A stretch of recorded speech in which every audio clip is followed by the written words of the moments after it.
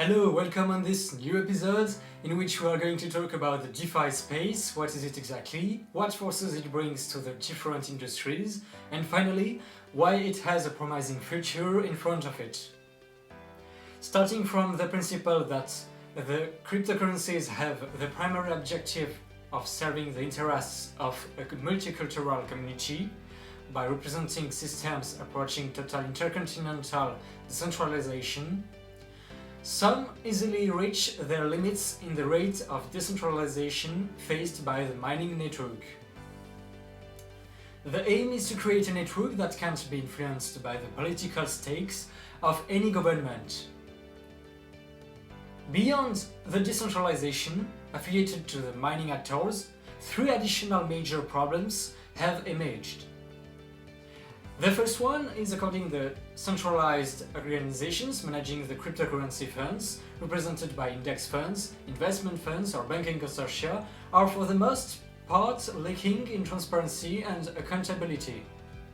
Some territorial jurisdiction or states, secondly, don't approve of the ideological concept affiliated to the use of cryptocurrencies or the energy consumption necessary to power their network. Third, the creation of exchange platforms has led to the natural centralization of financial exchanges in a single place. In their early days, the first cryptocurrency exchanges mostly managed their clients' investment in more vulnerable centralized servers. And some exchanges now group together their clients' transfers in a single order to decongest Bitcoin's network at the end of the day. This has the effect of delaying the validation of a financial order issued by a client and creating bursts of valuation gains or losses on the price of the targeted cryptocurrency. The decentralized finance sector will make it possible to push back these limits, which very often arise from the management of interactions on the network by the consensus developed during the deployment of the blockchain by implementing new rules governing interactions between participants. Those rules can be established thanks to a consensus that is more flexible. In such cases, the blockchain network will have a greater capacity for adaptability according to the challenges it faces. However, flexibility means increased vulnerabilities in the implementation of the new automated scripts represented by smart contracts. DeFi represents the acronym of decentralized finance and is nothing other than a blockchain with the capacity to integrate smart contracts that allow the automation of financial exchanges between their users, the creation of decentralized applications, or even digital tokens. Each of those applications mentioned must be seen as a form of complementary protocol that is implemented in the operation of the network. Ethereum, for example, has the monopoly of the DeFi market in 2020. Currently on the market, more than $500 million of digital assets are based on DeFi applications. DeFi is an open financial ecosystem that develops various financial services and tools using its decentralized system. As the decentralized financing system realizes applications on the blockchain, it's easy to modify, combine, or integrate them according to the user's needs, thanks to the initial flexibility of its consensus. It's thus possible to symbolize new marketplaces by affiliating a digital token representing the average interest of users in the system created.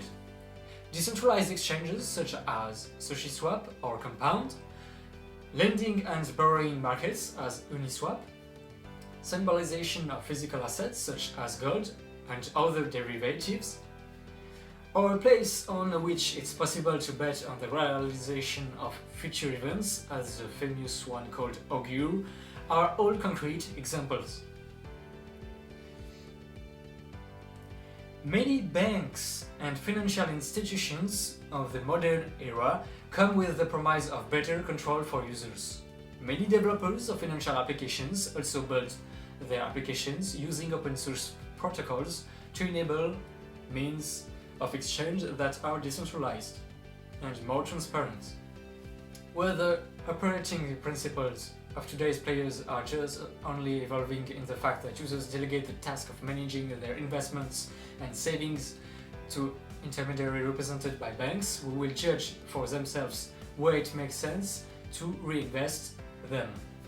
Such a centralization of wealth in the hands of so few actors can lead to the diversion of the initial objectives set by the mores of such entities. Moreover, in the traditional financial system, the central government of nations issues paper currency, which we use for trade and which is the engine of the economy.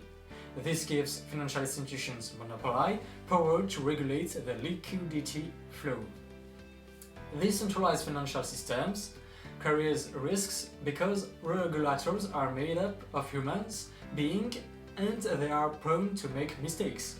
In the past, we have already seen cases of inflation resulting from the overprinting of currencies. For example, in 2017, the central government of Venezuela made a costly overprinting error. It was a bad financial decision that led to high inflation of 100,000% on its national currency. It truly disrupted the economic balance of the country and led to unprecedented suffering for the masses. Decentralized finance, on the other hand, offers users total and complete freedom to own and control their assets, relying on the security that the blockchain brings through its ability to remain immutable. In other words, total decision-making power is reallocated back into the hands of the consumer, allowing you to minimize the management costs associated with the capital you decide to store and maximize the profits generated on loans or investments. As intermediaries are eliminated, so are commissions. Finally, with a simple internet connection, anyone from any part of the world can easily invest, exchange, and store assets on a chain of DeFi blocks. To give an idea of the revolution that this sector will bring, in 2018 it was estimated that there will be between 3.1 and 3.7 billion banked people across the planet. Let's summarize the advantages of this new area. This sector brings an important facility of access thanks to the offer of low-cost services, clear and simple to understand, interfaces accessible via a simple internet connection, built on a public blockchain allowing the contribution of a secure and immutable transparency of financial activities, guaranteeing a decentralization which will serve the interests of the community which constitutes it, and an operation based on a modular framework which brings a diversity of offers without precedent.